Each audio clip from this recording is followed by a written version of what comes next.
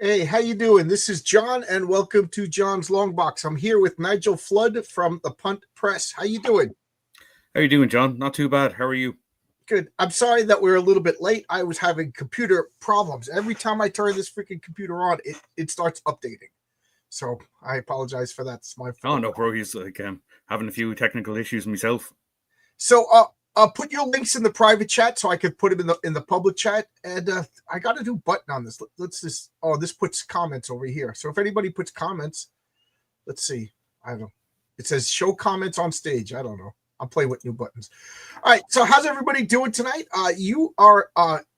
Did you have a new campaign? Is it launching or did I see? Oh, it has launched. It went live there around about 20 minutes ago. Oh We're wow. doing quite well.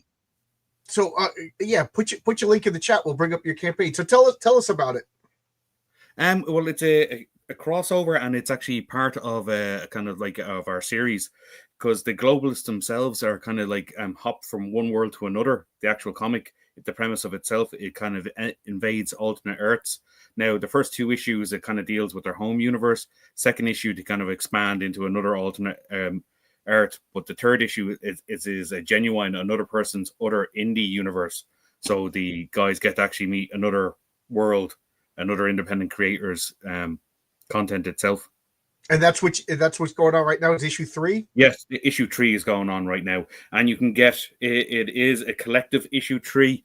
They all have real world ramifications for each individual's universe, so it's actually a joint issue 3 for both of us. Oh, that explains. Okay. So what is the other company? Is Argos Comics, and theirs is Impact International. Right. Yeah, so basically, that's why it has two banner names. That explains it. Because when I was going through all your links, I'm like, "What's going on? What's the name of this comic? It's got two titles." Yeah. So it's a joint issue 3 for both of us. I want to bring up your campaign. Do you have the link that you can put it? I'm going to bring it up there now. If you just give me a second. Sure. Yeah. Dan Sen does Argo Comics, and he does indeed. Yes. Yeah, I've known him since junior high school. he's wow, small world. He used to go to my comic book store in Baldwin, Long Island. There was the comic store that we went to is called The Incredible Pulp, owned by Larry Mirando, and Dan was one of the people that used to come to that store, so I knew him from back then. And then we have another mutual friend, Michael DeShaunis, who makes a comic, Marshall Strong, under the Thunder Zone. Oh, yes, I know that title. Yeah, well, yeah. And Marshall Strong, for anybody who he exists in my Heroic Tales universe. Oh wow! Yeah, yeah, Mike. That's cool. Yeah, Mike. He's one of there in a private chat. Yeah, I see it now. Mike is one of the players in my role playing game. That my Heroic Tales is based on. So when I made we he had a kid, so we kind of stopped seeing each other as much, and then COVID happened, and we both just started making a comic and didn't realize that we were making a comic. So I wish we had known. We would have synced it and made it part of the same universe. Yeah. Oh, cool. So he's got 6 issues coming out for Argo Comics or Thunder Zone Comics. Yeah. I'm actually under that banner name for one of my other comics, The Squad. They're in the Thunder Zone imprint as well. It's an Irish homegrown superhero team. So when Mike is done, I think when all 6 issues comes out, I think I want to clear up some continuity and then put it out on the long box comics, so because Marshall Strong is in Heroic Tales, his character, a small cameo, but he's in there. So so this is your campaign. It is indeed, yeah. Okay, this is a Global Impact. Argo Comics, Impact International, and Punt Press Globalist. Oh, okay, that's clever. Clash in a crossover event featuring heroes from across the globe. Cool. Yeah. Cool. The art is really good. It's Alan Goldman who did the covers, so. Oh, cool. Yeah, there's Dan. There's my buddy Dan. I've known him for forever. So this is the Globalist. So if I remember correctly, I put up a picture of my character, the Peacekeeper. Yes. And you showed your UN-based character. I could see him over here. What's his name? His name is the United Nationalist. His original title when he was part of the League of Nations was Peacemaker. Okay. Okay, Peacemaker sounds a little bit more forceful. So Yeah. first off, we got Fund My Comic. My comic is still available. Oh, geez, it's not even the correct link. I'm doing so good today. I am batting 1,000. But you can go to Fund My Comic and check out anything you want. That's a good. I keep trying to get Dan to go to Fund My Comic, but I almost tried myself. But like I was trying to convince Dan, stay on Kickstarter. I understand that you got your fan base on Kickstarter, but when the Kickstarter is over, go to Fund My Comic. Oh, it's not like he's going to lose any money. He might pick up more. So there's my link. We got Zach Tan. I'm sorry, I'm off today. I apologize. We got Zach Tan with my blessing. Boo globalism. So I don't know what your personal politics are, but well, no. If you know the globalists, they are the bad guys. There you go. And and a couple of people got a little annoyed with me when I showed the Peacekeeper. The Peacekeeper in my world, he's a good naive guy. Yeah, you know what I mean, and he means well. And this, if I could do 20 issues of Heroic Tales, you'll see him grow, and you know what I mean. But a couple of people right away were like, "You're a globalist." And I'm like, dude. That's why I leaned into it when I made the team the globalist. Is that basically the United Nationalists? He himself, basically wanted to bring world peace. He was a byproduct of World War II. He was genetically made to bring peace. That's why it kind of tied into the League of Nations. He was part of the League of Nations, and he actually founded the United Nations when he said, "See that the world wasn't kind of like bringing peace, and the only way he was able to bring peace to that whole world was to conquer it and divide it into continental unions." So basically, he went to war with a group of his loyal soldiers, which were the globalists. He rebranded himself the United Nationalists. He formed the United Nations, and he formed his team, each one of them, to conquer each continent. Okay, so the globalists. Tell me, this woman right here in the black. Who is her? That's Dare Wolf. She's from Germany. She's kind of got animalistic powers and stuff like that.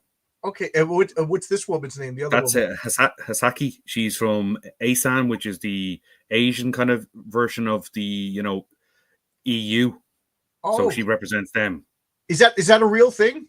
It is indeed, yes. Each one of my guys, their costumes are actually based on those Continental Union flags. Oh, so what was the name of the Asian EU? It's ASEAN. It's ASEAN. I didn't know that. See, we're learning here on John's Long Box. Yeah, look at this. This is a good cover, man. Tell me about this guy with the shield and the lightning bolt. I love that costume. That's Thunderlord. He's from Italy. He basically wields a magic mace and a shield. There, the kind of shield of Hercules and this shield of Jupiter. Or sorry, the mace of Hercules and the shield of Jupiter kind of stuff. Yeah, Hercules did have a mace in Greek mythology, and the shield is the Aegis from Zeus. Cool, and I like that you made him Italian. My grandfather's from Italy, and I like that you made a cool costume from a country. Yeah, those are Dan's characters. They're from Impact International. So they're the two big heavy hitters, basically clashing. Okay, and that's your character down there, the Asian woman with the white face. Yeah, that's Hasaki. Yeah. And what's the woman up there with the wand? That is Miss Meteor, and she's from Russia. She has basically a moon mace that allows her to fly, also like other abilities as well.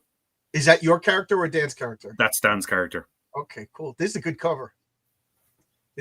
Yeah, I could see the Peacekeeper fighting this guy. That would be fun. My character, like I said, he has good intentions, and we'll see it in my comic book. But an island arose. Just in the middle of the night, there was an earthquake, and an island rose up, and there's ancient ruins on this island, and it's equidistant from Russia, China, and Japan, and all three nations claim this island, and they're sending out fleets and stuff like that. And the UN was just like, nobody could go there unless it's a joint expedition, and that's what he does. He enforces that. So he's basically preventing World War III. So he, my guy. So. He's kind of a good guy, but you know how the UN is. So I'm looking at this. I see Dan's characters are on the right. Your characters are on the left. Yes. Would you do a rundown? Go down on Okay, the top guy there with the blonde hair and the buzz cut, that's Apex. He actually represents the North American Alliance. Okay. Basically your union that you had with Canada and Mexico. Okay. So basically, that was his flag his costume is based on the proposed flag for that Continental Union that you had at that time. Oh, cool. And the next one is the woman with the large breasts. That's Prognos. She is a representative of the Commonwealth of International States, which was the leftover parts of the Soviet Union. They had a continental union at that one time that's kind of fallen apart, but that's a real thing, and her costume is based on that. The woman in the foreground with the beret, that's Unity. She is the EU representative. Okay. Then, yeah. Then you have Eze, which is the African Union, the guy dressed in green with the African continent on his costume. He's got blowing Africa on him, yeah. Yeah, that's actually the African Union flag. Well, his costume is based on. Then you have Asan's like Hasaki. She's like from Japan. She wields energy blades, and then of course the United Nationalists at the. Oh, you missed one. The woman with the glowing fists. Oh, the woman with the glowing fists on the right hand side. Sorry. Oh no. Oh, sorry. Yes, that's Mulan. She is the Pacific Communities representative. That's Australia, New Zealand, and all those Oceania areas. Cool. Yeah, she controls water. Oh, cool. I like this. And this is the interior. Wow, the interior art's really good. Yeah. Yeah. Cool. This is good. I'm liking this. So basically, you'll see the globalists there. Basically, they often send out probes because they've after conquering interdimensional travel. Since they've conquered our world, they want to bring peace to every universe for the greater good. Yes, I'm getting authority vibes from this. Did you? Yes. Okay. So there is a human resistance that want to overthrow them. They're made up of just 100% humans, except for one guy who's called Individual, and he's kind of like Captain Universe. It's basically. What did you say his name was? Because you kind of faded out for a second. Oh, sorry. His name is the Individual. The Individual. Yeah. The Justice Lord. Controlling water is a super powerful power there, Zachtan. Yeah. Yeah.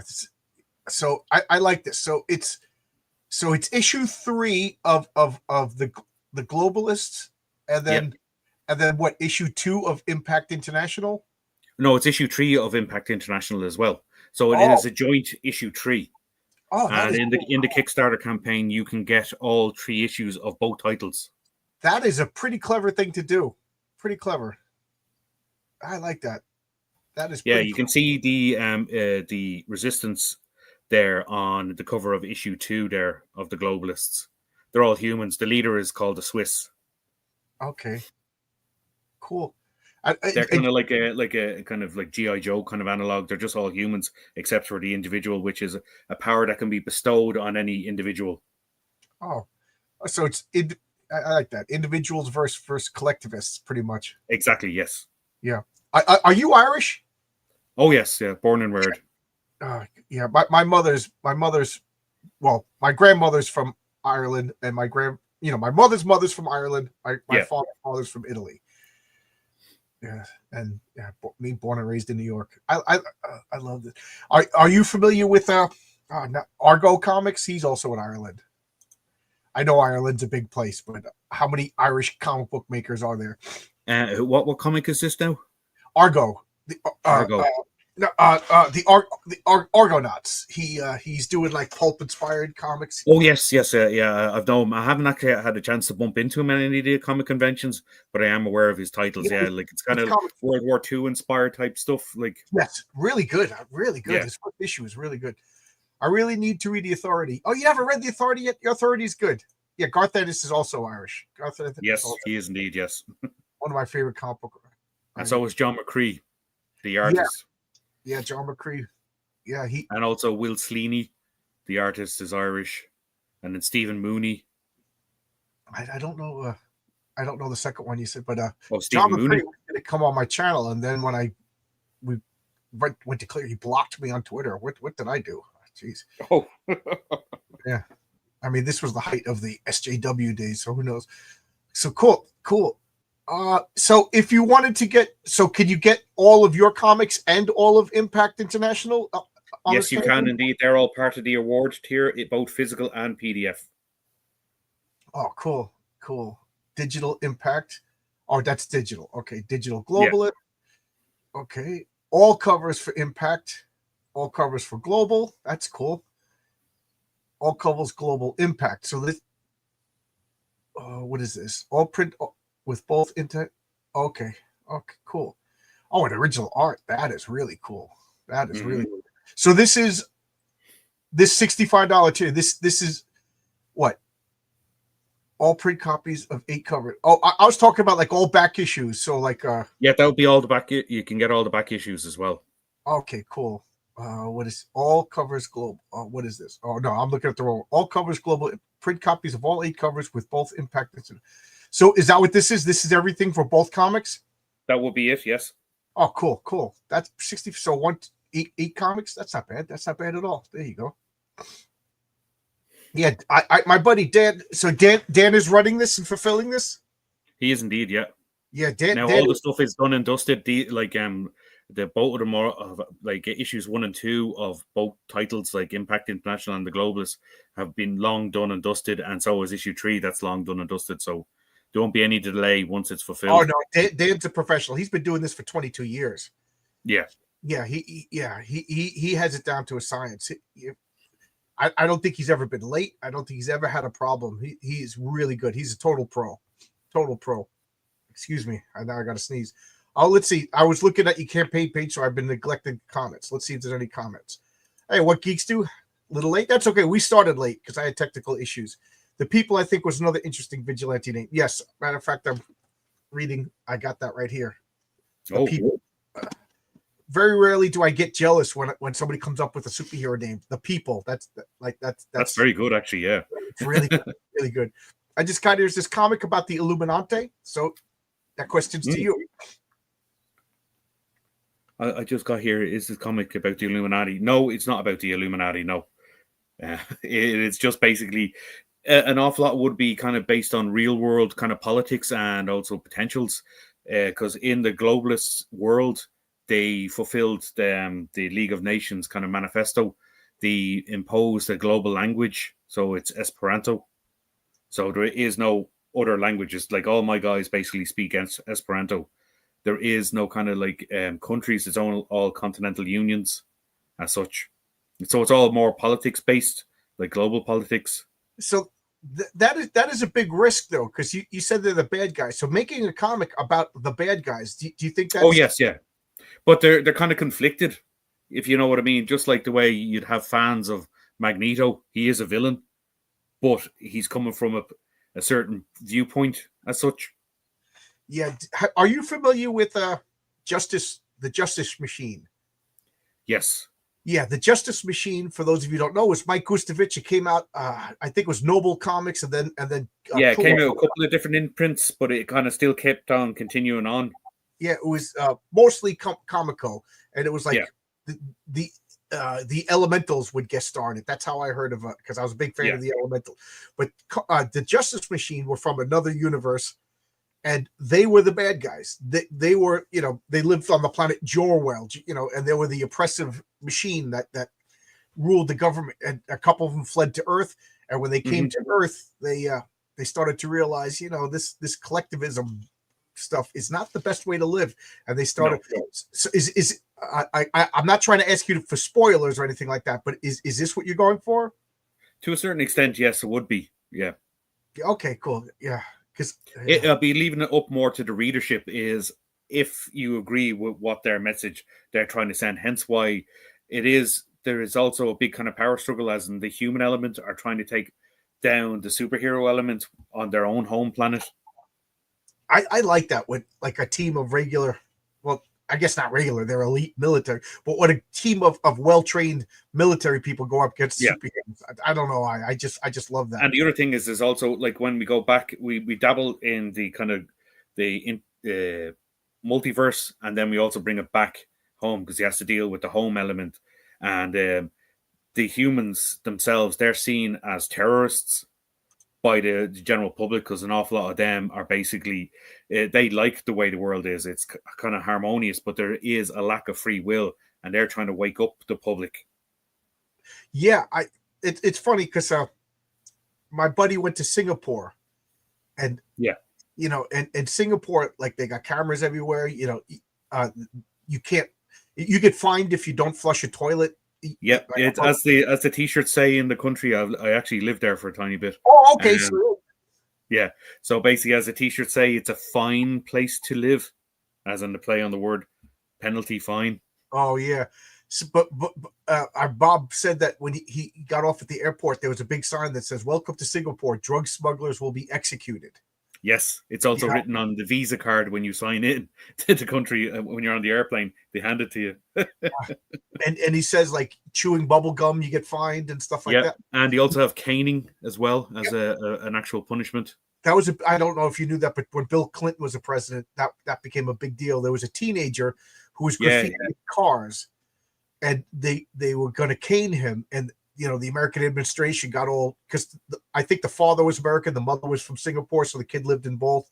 He was an American citizen, and I remember what they did. Like the Clinton administration was like negotiating with the president of like to not cane. And when they're talking caning, you got a martial artist with the rattan. Like you need surgery after a cane. Oh yeah, you're getting ready. This isn't just like get all like a kindly old grandmother with a stick.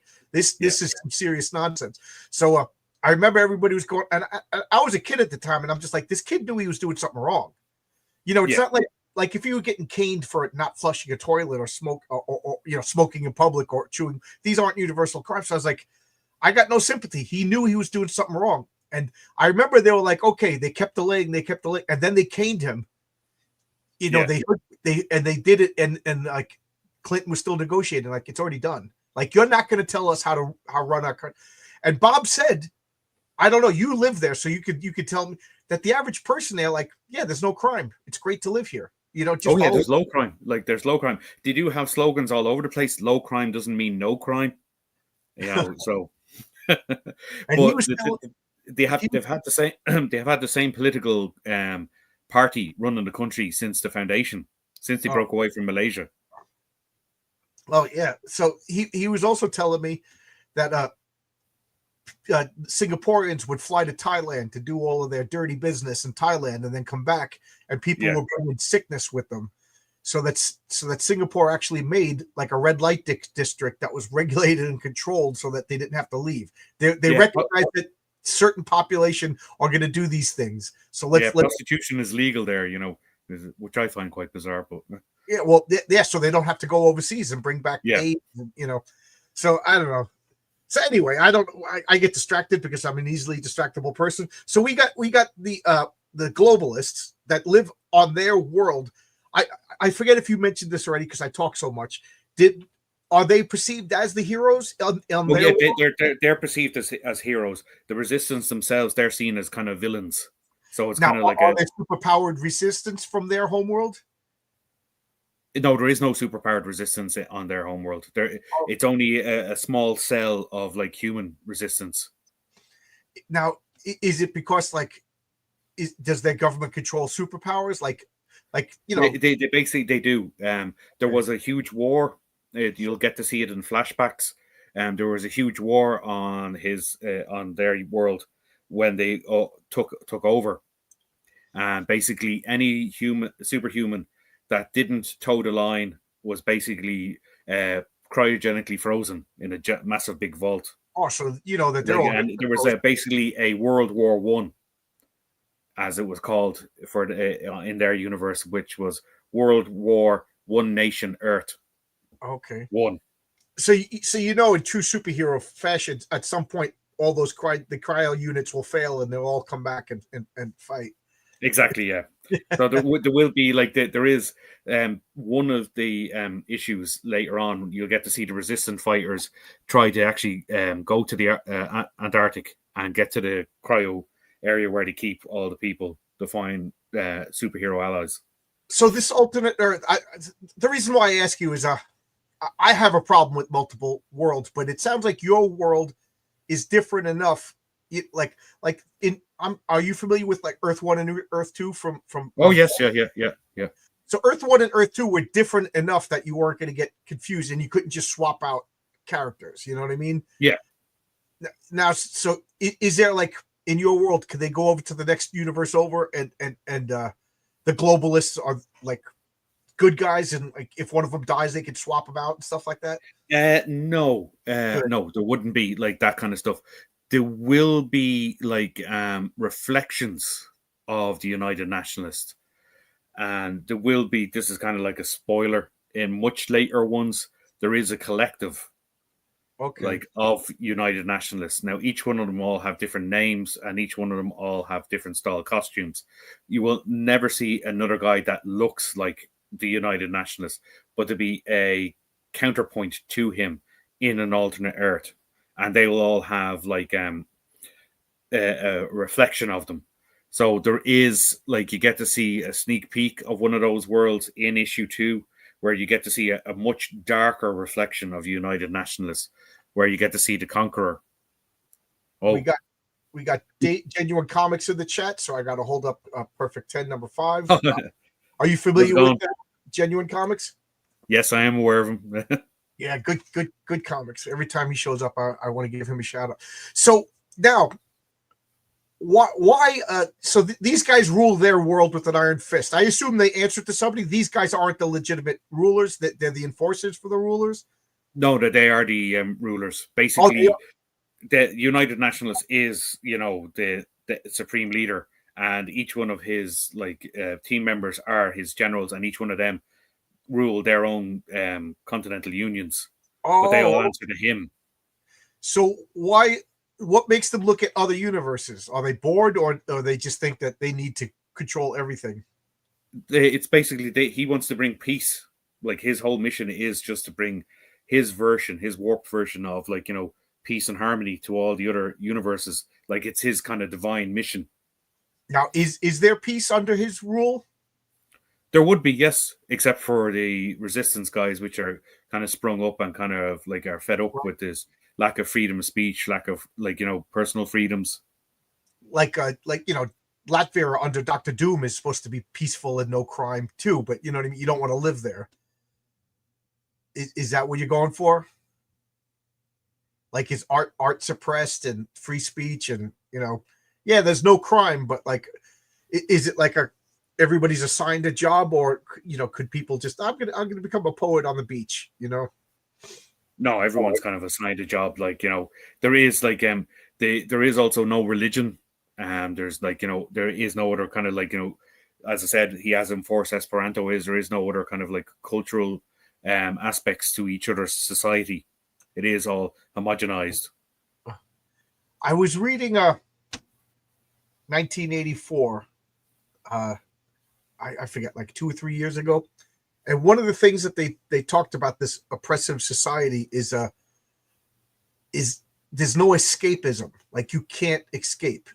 If you leave, then that is a reflection on the it's an infringement on the absolute power of the state. So that's what I was thinking. Again, I'm just brainstorming. I'm always thinking up story plots, stuff like that. But I could see so they're going into other universes because they generally think and care that we're going to enforce peace, or is it they're going into other universes because their power cannot be curbed? There's no escapism. Yeah, they generally want to bring peace to those worlds. That they want to bring it to them. It's as I said, it's kind of like a divine mission for them to bring that peace to their, and it would also help with that whole thing. It's kind of, they do have soldiers as well, like human soldiers that have enlisted onto it. So they all are of the same mindset, is that this is they have to go out and bring peace. to the multiverse. Are you familiar with C.S. Lewis? You know, he wrote the Chronicles of Narnia. I am aware of stuff. I've never read the book, but I've seen the films. He was talking about like oppression and everything, and he said, beware the I know I'm going to butcher the quote, but basically he says, like, you know, the evil people that control because they want power. He goes, they will eventually tire and cease. You know, like, you know, so like I'm trying to think, like the planet of Jor-El in Justice Machine. They just want to control for the sake of controlling, but your guys, they want to control because they think they're the good guys. They want to control because they want to spread peace. And C.S. Lewis says that is the worst type of tyranny, because these people are oppressing you from a place of moral superiority, and they will never rest and they will never stop. So this is pretty scary, if you ask me. Yeah. Do they plan to set up more union leaders, or do they plan to just rule from their council? They will have the kind of union leaders in alternate Earths, like the people that'll be loyal to their cause. So at this point, that would issue 3. Well, do they have like an empire of alternate universes under their control, or no? This is just them starting out. This them starting out. Okay. Yeah, you will get to see. In issue 2. You get to see there is another empire, and basically that version of the United Nationalists, who looks completely different. He's called the Conqueror, and he's happy because he already has his own kind of little empire, and he's happy for a challenge to face these guys, you know, because he's just looking for conquest. So he doesn't have. He knows what he's doing is evil, but he just basically enjoys the power. He's just sitting on the throne. He doesn't have any moral imperative. He just no. So makes me wonder if the other guy doesn't really either. He's just justifying what he wants to do through zealotism or something. Yeah, and he doesn't know that there is other reflections of him when he meets the other guys, the darker reflection, and like there is the kind of reveal. He'll kind of realize, oh shit. Yeah, Zach Tan got my back. He brought up the quote. This is from C.S. Lewis, the same guy who wrote Chronicles of Narnia. Of all the tyrannies, a tyranny sincerely exercised for the good of its victims may be the most oppressive. It would be better to live under the robber barons than under the omnipotent moral busybodies. Yeah, I mean, didn't we see that like around, you know, from 2015 to 2022, all the SJWs? I mean, there was almost nothing that they didn't want to control. It was, thank goodness that they collapsed under their own weight, but these people wanted to control what you thought, the words that you used, what you read, your entertainment, you know. So yeah, so we're getting a taste of this. Genuine Comics, that's Dave Brink's comics. Dave Brink, I was thinking about you. You said you wanted to do a team up in the future, and I'm such a control freak about my stuff, but now I'm starting to think of how we can actually do that if you're still interested, you know. But anyway, that would be good to do, like a team up of Argo, Thunder Zone, all of this. Yeah, that would be. Yeah, that's fun. So is the first time you're teaming up with somebody else? It is indeed, yes. Yeah, with this project, yes. I've had my characters appear in other my other titles appear in other comics, like basically one of my original comics, the Celtic Clan. They made their debut appearance in Dave Ryan's War of Independence. Oh, okay. How so? Who wrote this? Did you and Dan write this together, or did Dan just say you write it, or did Dan write it? Oh, the crossover now with the Global Impact one. Yeah, and we plotted it out together, and he did the kind of final script. Okay, that's cool. That's cool. Yeah, like I said, Dan's a good guy. He's been doing this for so long. So anybody back in this, you know, you're getting the comic. You know, you're getting the comic on time. And I don't know how he has so many. Like, it seems like every 2 months he has another campaign, and like next thing you know, he has a hell of a lot of titles, and he's able to master spin all those mini plates. Must be nice being retired. You know, he's a retired cop, so I guess that's what he does all day long. Yeah, Dan said everybody knows Dan. Everybody knows Flip City. Hey, you doing? Now I got to show Flip City books. You know, I just showed Dan's books, Dave's books. Now I got to show Flip City. I got to do the right thing. We got some Flip City over here. You know, how's it going? So I talk too much and I drank a lot of coffee and I was aggravated at my computer, so I may be babbling. Is there anything that I'm not giving you a chance to say? No, like so far so good. Like, you've asked plenty of questions. Like, I think everything's going well so far. I'm just hoping everybody understands my accent. Oh, your accent is fine. Your accent is fine. I love the Irish brogue. My funny story is when my father was dating my mother, obviously way before I was born, my father had a younger brother named John, and he would hang out with my dad. My dad would go over to my mom's house, and his little brother would hang out with him, and he was terrified of my mother's father, Mr. McNally, Joe McNally, my grandfather, and and Joe McNally says to him, "Hey, John," he goes, "What do you got shit in your ears? You never answer me when I talk to you." And John freaked out, and my Uncle John freaked out, and my mother says, "Dad, John doesn't understand you." And my grandfather goes, "You can't understand me. I'm speaking English, haven't I?" And that became like a family thing. I'm speaking English, haven't I? But yeah, my grandfather had the worst brogue you could ever imagine. Just a beautiful brogue. So you're fine. You're fine. Absolutely fine. Cheers. Yeah. Where in Ireland are you, if you don't mind me asking? I'm originally from Bray, which is outside of Dublin. Okay. Yeah.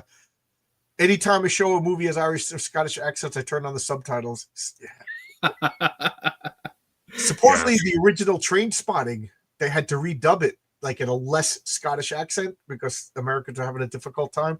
Oh yeah, and if you ever tried to read the book, it's actually written phonetically. It's even more awkward. Oh wow, that sounds fun. I just wrote a script. I sent it to Stippling Vaughn, and it's set in a Revolutionary War America.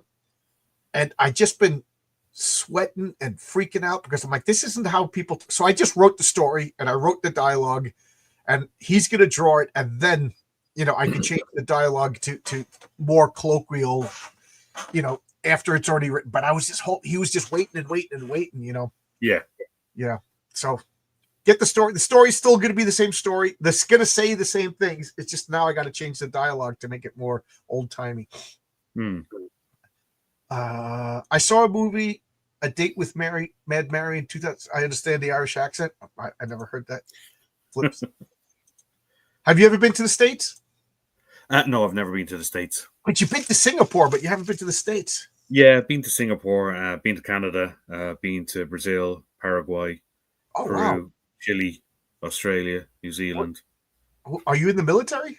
No. Oh. I just like travel. Oh. Yeah, well, Canada is America's light, Yes. Yeah. Where in Canada have you been? Oh, it was mainly Ontario and Toronto. Oh, yeah, Toronto's beautiful. My brother-in-law lives in Toronto. My wife and I go there every once in a while. She's Canadian.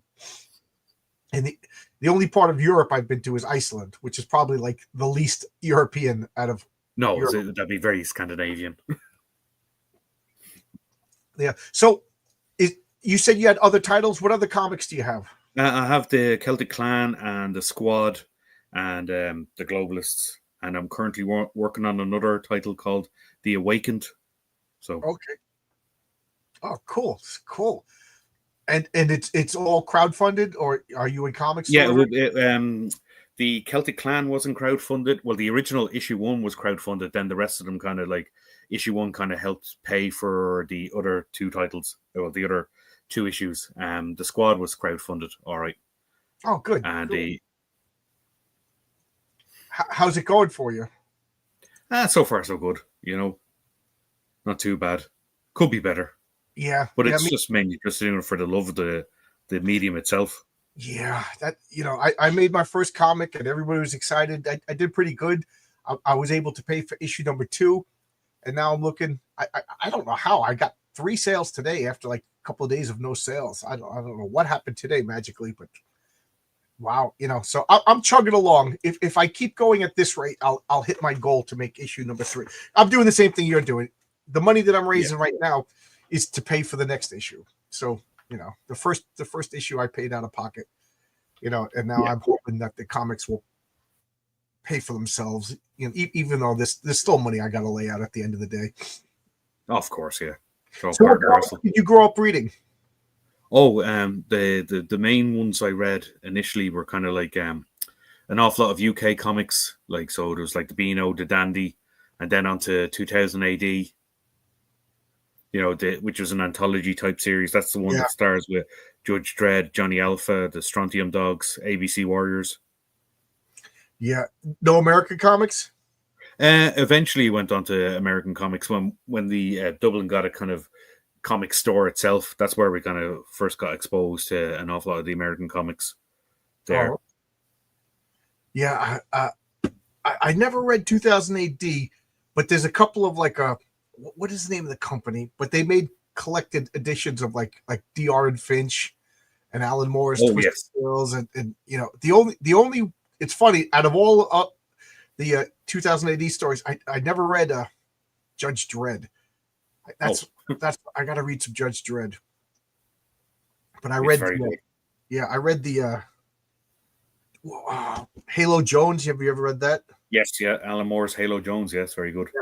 Yeah, I'm a big Alan Moore fan.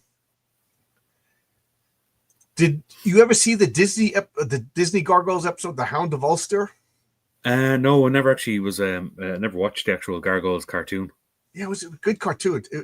It's a cartoon that did not treat children like idiots. I started watching Gravity Falls.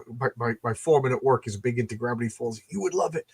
I just, cartoons, they treat kids like idiots these days. But oh yeah. Gravity Falls is very good. I also enjoyed Infinity Train. Sadly, that got cancelled before it got finished. Gravity Falls, I really like it. I think I'm 6 episodes in. Yeah.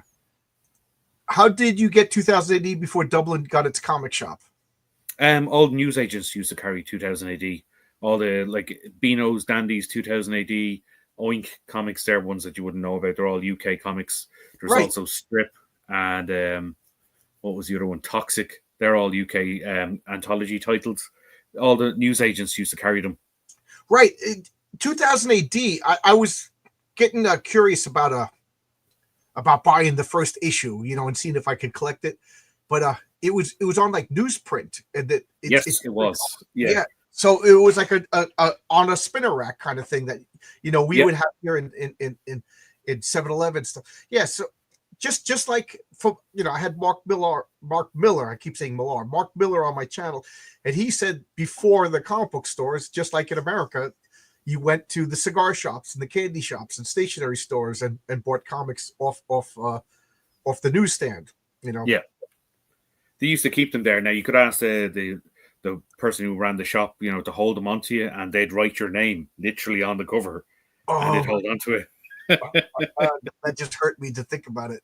Yeah, there was a candy store right next to my grammar school, and I used to go in there every day, and my mother would give me lunch money, and then I would figure it out. Like I could buy one comic book a day, and then with the change I could buy like a pizza bagel or whatever. And American school lunches are terrible. I don't know how they are in Ireland, but American school lunches, it's just like chocolate milk and a pizza bagel. But I loved it as a kid. But I would accumulate more comics. Like I would buy 5 comics a week, but like every week I was giving him 10 comics. And I remember at one point he had a box. He's like, "Are you going to buy these?" And I had to go and mow lawns to clear out this box. But he didn't write any of my names on it. He didn't, so that was good. Fred's. Oh, that's good. Yeah. Is 2000 AD still around? Yes, it's still going. It's still the original publisher. It's not like Heavy Metal that stopped and now somebody else bought the name. No, it did get bought out, but it is still the original team. Like there is still an awful lot of artists and writers that work there. Like Mark Miller, he started out there. Grant Morrison also started out there. Alan Moore. You also like basically Frank Quietly, he started out there. All those the UK invasion all started out doing their work on 2000 AD. Yeah, and it's funny because America will hire all of these British writers and artists, but 2000 AD won't hire Americans, right? Like Americans can't write Judge Dredd. Yeah, I don't think they get the satire. I don't know, maybe. I'm sure somebody would get it. You know, like I'm sure Chuck Dixon would get it, or Mike Oh Barrett. Yeah, Mm. I don't know if Mags, whatever his name is, Mags Visaggio would get it, but yeah, Chuck Dixon would. I see. I did we did like an hour-long special a month or two ago about Judge Dredd versus the Punisher, and Yeah. I just had to take the crowds because I know Judge Dredd, like, but I don't think I've ever read a complete Judge Dredd story. I didn't Did know you ever that. read Martial Law? I read Pat Martial Mills Law. and Kevin O'Neill, yeah. Yeah, I Yeah, read Pat Mills, he's still writing for 2000 AD. yeah, I like Martial Law a lot, actually. It was so different when it first came out. But back to Judge Dredd, I didn't realize that it was like a satire on America. I always thought it was like a British thing about Britain or whatever. Like the what is it called? The land between the cities is just Cursed Earth. The Cursed Earth. Yeah, that made me more interested. I want to see what you Brits think of us. You wouldn't want to read some of the other issues. I'm sorry? You wouldn't want to see some of the other issues. There's like some really bad send-ups. Yeah, I'm sure. Yeah, and I just realized calling an Irishman a Brit is probably fighting words. It would be, yes. Right, yeah, 25-cent comics. Yep. Fembat. Oh yeah, because Apex is in the chat. Good to see you. Oh, Kevin O'Neill, excuse me, did an excellent job of art for the League of Extraordinary Gentlemen. Yeah. I will say this. I loved Kevin O'Neill's art for Martial Law. It fit this like sadistic, sadomasochistic world of martial law, but yeah, to me, it pulled me out of League of Extraordinary Gentlemen. You know, I know it's blasphemous to say, but I would have loved almost anybody else's art better on League of It. It just didn't fit the theme. Kevin O'Neill has this really abstract, bizarre, unique art form, and then to like take like Sherlock Holmes, and like I think they needed a more grounded artist. What do I know? I'm not Alan Moore. Not at all flattering, but violent. Yeah, I don't think Judge Dredd is flattering to America. I love it. We should make a comic that makes fun of England now as a response. There's plenty of them already as it is. You forgot to mention Brian Bollett. Yeah, Brian Bollett is just so good. He's such a good, one of my favorites. So when the American comics came, what did you get into? Well, of course, like it was X-Men was one of the first ones I kind of got gravitated to. Like Jim Lee's artwork kind of just blew me away. Yeah. And then we moved on from the X-Men, started dabbling into like the DC titles, like New Titans at the time. Yeah, that was so like an awful lot of them, like George Perez's artwork was very good. I one of the things I'm kind of fascinated with is I see a lot of like old like 70s, maybe late 60s American comics released in the UK, and it has like they collect them with a new cover and they came out weekly, and and they have the covers are local, United Kingdom British artists, and they're so different than the American art, and I just love looking at the covers because it's new old comic books, if that makes sense. You know what I mean? Oh, I get you. Yeah, it's got a new coat of paint on them.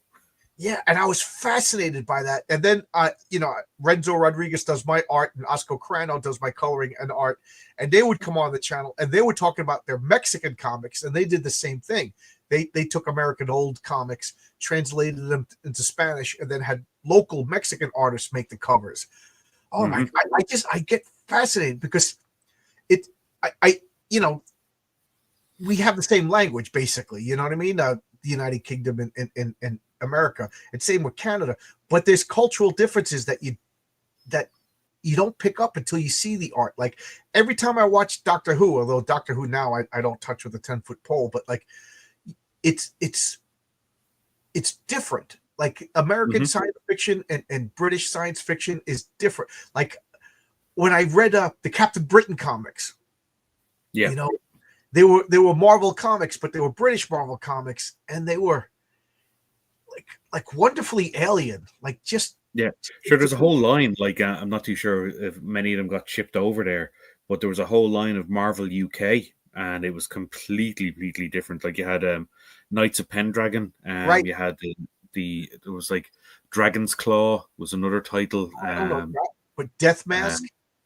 Yeah, Death Mask, I think, was another one. Then there was also the Death's Head 2. Death Head. That's it. Yes, Yeah, not Death. yeah. There's that one. But then there was also like Dark Angel. Initially, she was going by the name of Hell's Angel, but that got cease and desist slapped on her. So she had to change her name to Dark Angel. And they were all Marvel UK titles. Like it was completely separate kind of universe. You wouldn't see too many kind of American superheroes appearing in this, but they were all part of the Marvel universe. And I remember they brought the Knights of Pendragon over. You know, of course, they brought Captain Britain over, and they brought Death's Head. And I remember reading them, and it felt like a different company. It didn't feel like Marvel, you know. Yeah. And it's funny because I married a Canadian woman. She moved from Winnipeg to New York, so we go to Canada. We go to Canada every once in a while to visit her relatives.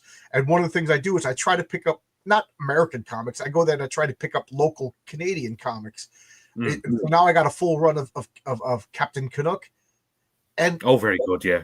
And even that, it just feels weird. Like this is a bad analogy, but it's almost like the uncanny valley. You know what I mean? Like, know, like when you see somebody who's not quite human, like these comics are not quite Marvel comics. You know, I'm not saying they're bad. They're bad, but like DC has a DC feel. You know, Marvel has a Marvel feel. In Marvel UK had its own. It might as well have been a different company. And the same with, like, I got a collection of Nelvana comics, like Canada's first comic books. Yeah, it's just so different. Cerberus, yes, Cerberus is its own thing. It's not even Canadian comics. It's its own bizarre things. Dirty old. Very much so. Like, and it was all kind of like from that kind of black and white indie explosion that happened in the late 80s. I will say about Cerberus is I've been collecting Cerberus for years, but I waited until like I started collecting it somewhere around like 200 or so, but I didn't read them because I was missing the first, so I finally got all of the issues. I think I have a full set up to like 280 or something like that. And now I'm working my way through. I'm up to like issue 75 and I can't get through it. It is the first 20 issues, man, I burnt through them. I loved them when it was like a Conan the Barbarian spoof.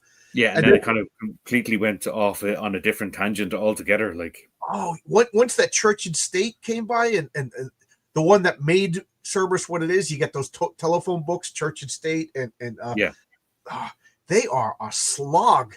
It's Cerberus and that stupid Groucho Marx character just sitting in a room discussing politics. Page, the art is outstanding. The art is the art improved as it's going along, but then of course, like the storytelling kind of went on a different thing. It's just like just write a novel instead. Yeah, I just don't care. It's just the first 25 issues or so, up until Church and State, and then there's the other one, that the Pope or whatever. It's just a slog. A typical Judson story is deadly serious, but poke fun at one specific thing in a panel. Then the guns they use is a play on American gun culture. Yeah, well, yep. Yeah, I got to read some. I can't comment on Judge Dredd until I actually read it. I have a couple of what's the name of the company? But a company made like a 3 issues a story. I have it in my box of stuff to read. I know somebody sent me an email of like, get this collection. This is the definitive, and I got to get that email and buy those. Comics are a reflection of the culture they're from. That's why manga doesn't feel. Yes, but nobody's. The thing about manga is, it's Japanese. It's written in Japanese. It's even backwards. You know what I mean? But like, does it make sense that like Britain and Canada and the United States are like brothers? You know what I mean? Like we're all cut from the same cloth, and it's the subtle differences that just make it weird. Like nobody's gonna like Japanese is expected to be different, just like very true. Lord Julius. I hate that character. Every time I see that character, Lord Julius looks like Groucho. It just takes me out. It utterly. It would have been one thing if he showed up in one issue. Haha, that's funny. But like in 1983, Groucho Marx was like a 40-year-old pop culture reference that is just like now I'm gonna read a comic and I'm trying to think like you know, like I'm trying to like I hate to say like George Wendt is like, you know, George Wendt hasn't been on TV in 30 years. Poor guy just died yesterday, but that's why he popped into my head. You know, it's dated. And now in 2023, when I started reading these comics, George, you know, Groucho Marx is like 100-year-old reference that just takes me out of the comic. I picked up a Pit number 1 in a comic shop in Vancouver. Alone. I was in Vancouver. My mother-in-law passed away, and we went to Vancouver to clean out her apartment. First off, Vancouver is gorgeous. Oh my God, is it gorgeous? It is so nice. And then it's got everything. It's got mountains. I think it's got a desert near it, and it's got the beach. Everything you want. I think that's why they do a lot of filming in Vancouver. But I just had to get out. I'm like, honey, I'm gonna go find a comic book store. And she's like, there's no comic book. Like, there's one. Like across the street in the mall, there was a comic book store. Yeah. And I was looking, and I found a copy of Elephant Man number 19. This comic was going for like $150 on eBay, and you know, they went in. It was like $3 cover price. I was like, oh yeah. So shout out for Vancouver. Hey Hojo, how's the Mythicals doing? How's the Mythicals? Dan Keown is our brother. Yeah, he's Canadian. Yes. I'm gonna bring up and then you'll talk. I'm just trying to catch up on the chat. Judge Dredd isn't a satire on American sense. It pokes fun of American culture in a thematic manner, not jokes. The actual jokes are British trite.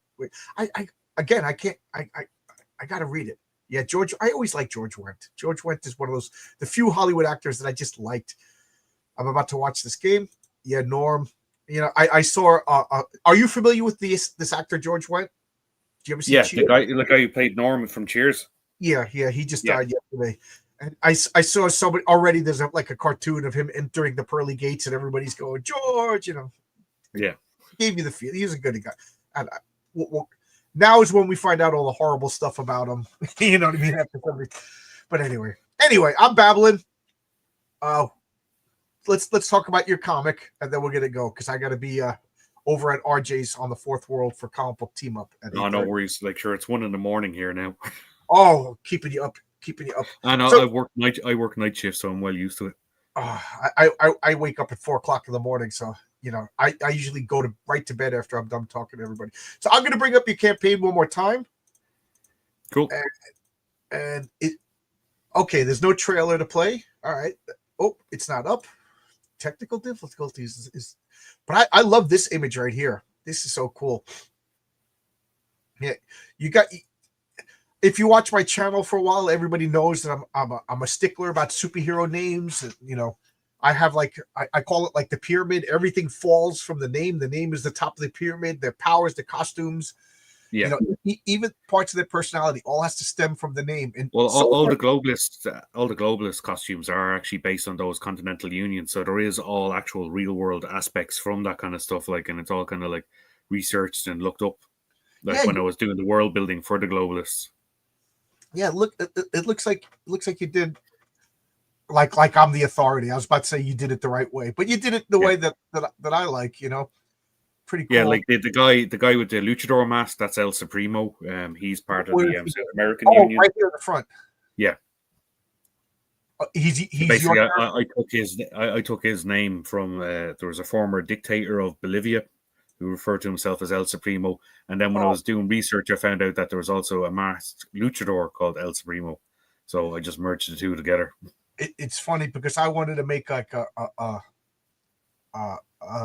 Mexican superhero that patrolled the slums, like basically like a daredevil guy. And every name that I came up with, Oscar Crano was like, oh, there's a luchador with that name. There's a luchador. Oh yeah. So I kind of gave up. Was when he might have been related to the guy in Cheers. Okay, we're still talking about George Wendt, but I really like this. This shows everybody fighting, pretty good action. You know, this cover, 2 chicks fighting. Who doesn't like that? You know. Yep. But this to me is my favorite of the covers.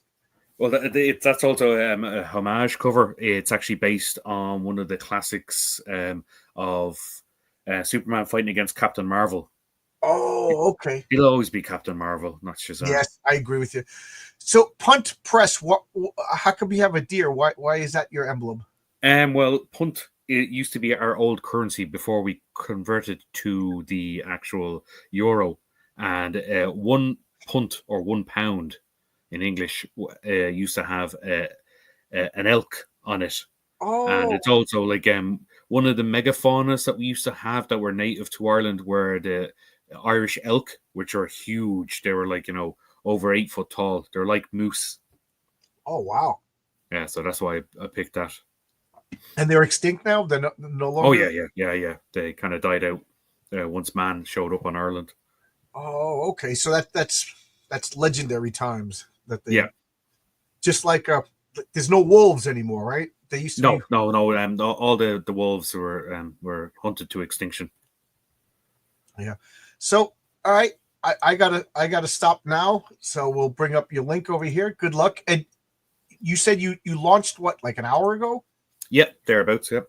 Oh wow. So let's see. Wow, you got 16 backers, almost $700 already. Good for you. Good for Cheers, you. thank you. Yeah. Hopefully, we can count on more. Cool. All Of right. course, So there will always be like a extra awards, like extensions once we go over our target. Of course. yeah, yeah. Good for you, man. I'm rooting for you. All right. Cheers. All right, but I'm gonna get going. I'm gonna have my dinner and then waste time with RJ over the fourth age. So anybody watching this, oh wow, we got like 50 people watching. At 8:30, go to the fourth age over RJ and we'll have a talk over there. RJ and me kind of don't have guests anymore. We just like talk about comics. Oh, Dave Brink says he'll be back in this. Yeah, I'll be back in this too. I like to support Dan. Thank you very much. Dan, the childhood friend. You gotta support your childhood friends. So there you go. All right. Bye bye, everybody. Thanks very much for the interview, John. Oh, Hopefully, no. you can do it again soon. Yeah, come back whenever you want. Yeah. Come back when your next comic or whatever. Always fun talking to people about comics. All right. Bye bye, everybody. Cheers. Thank you. Sorry Take care. technical difficulties. No worries. Thank you. Bye-bye. Bye.